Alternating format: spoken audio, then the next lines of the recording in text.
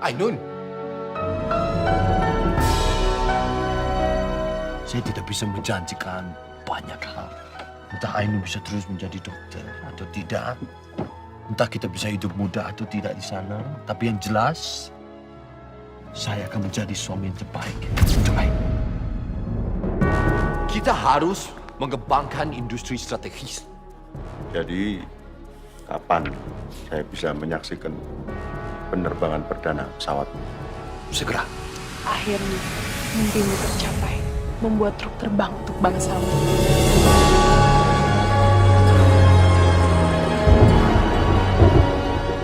Sumpah Jabatan Wakil Presiden Republik Indonesia akan memenuhi kewajiban Wakil Presiden Republik Indonesia dengan sebaik-baiknya dan seadil-adilnya, serta berbakti kepada nusa dan bangsa. Kamu itu pemimpin negara. Kalau kamu tidak bisa pimpin tubuhmu sendiri, gimana kamu mau pimpin tubuh 200 juta orang? Saya janji, saya akan membawa kamu ke cahaya itu.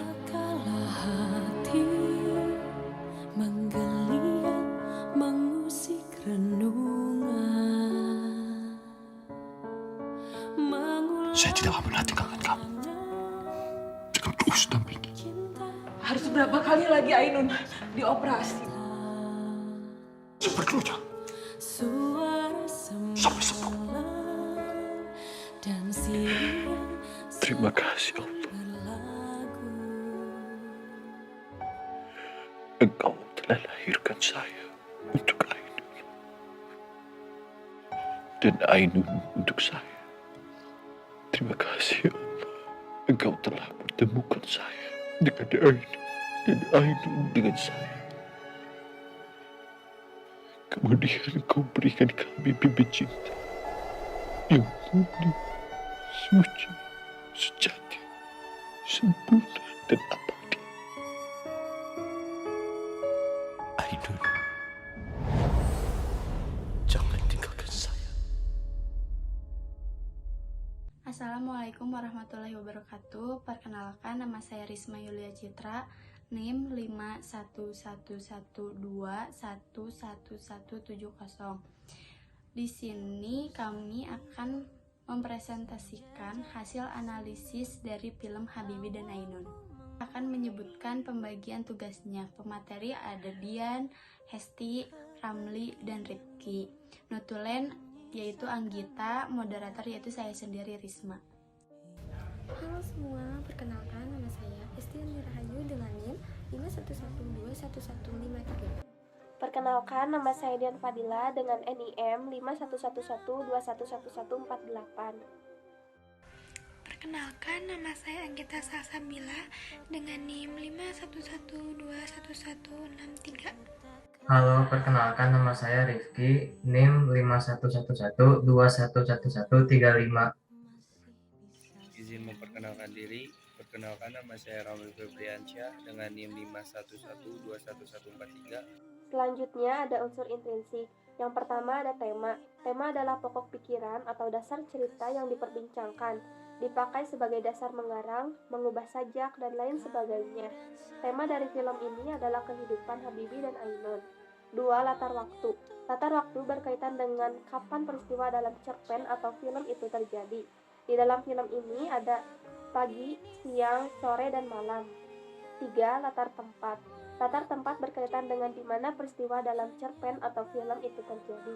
Di sini ada rumah orang tua Ainun, di bawah pohon rindang, di rumah sakit, sekolah, dan di Jerman tempat Habibie dan Ainun tinggal. Karena berkaitan dengan perasaan atau suasana kejadian peristiwa dalam cerpen atau film itu terjadi. Di film ini latar suasananya mengharukan. Untuk perwatakan, ada Habibie yang diperankan oleh Reza Rahardian, bersifat pandai, setia, bijaksana, baik, tekun, pekerja keras, dan ulet. Untuk Habibie muda diperankan oleh Esa Sigit, berwatak baik, pendiam, dan pemalu. Ada Ainun yang diperankan oleh Bunga Citra Lestari, bersifat pandai, baik, setia, lemah, lembut, dan penyayang. Ada juga Ainun muda yang diperankan oleh Marsha Nakita, baik, pendiam, sopan, dan lemah lembut. Selain itu ada juga Ahmad yang diperankan oleh Jeffrey Nicole, Ahmad di sini digambarkan sebagai sosok yang cerdas, pandai memikat hati perempuan dengan sikap manisnya. Namun ia juga memiliki hati yang lembut sehingga selalu memperlakukan perempuan dengan penuh hormat. Selain itu, Ainun juga memiliki sahabat sejati, ialah Arlis. Perempuan ini diperankan oleh Agni Ni Hakyu. Arlis merupakan perempuan kuat dan pemberani. Dia selalu mampu berdiri sendiri meskipun sempat diremehkan para senior di kampus.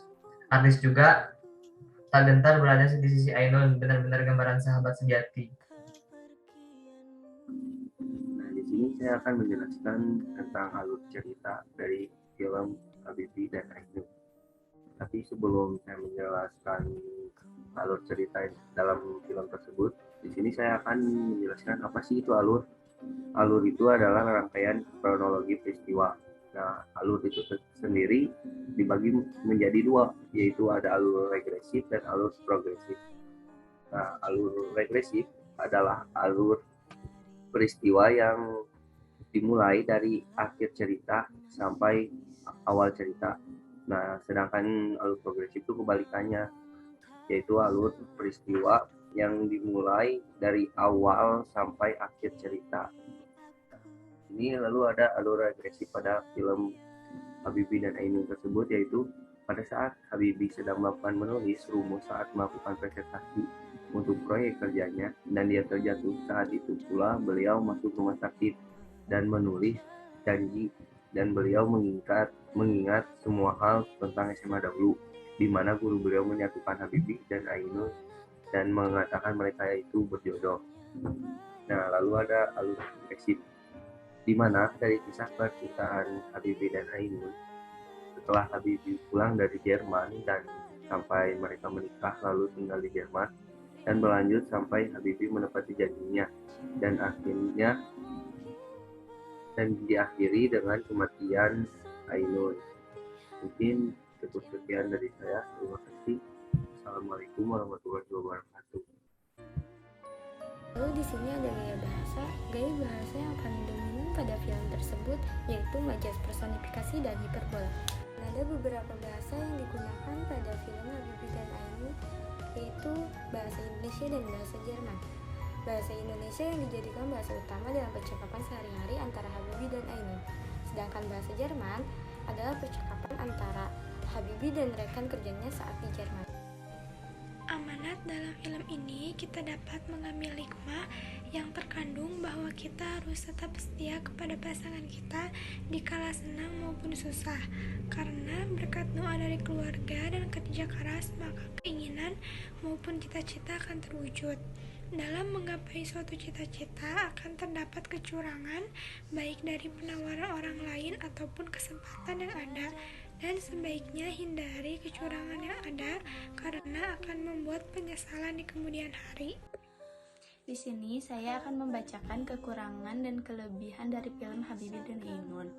Kelebihan dari film ini yaitu alur cerita yang sangat bagus karena menginspirasi dan banyak nilai-nilai nasionalisme serta semangat juang yang tinggi, sehingga cocok untuk para remaja ataupun dewasa yang senang menonton film romantis dan perjuangan.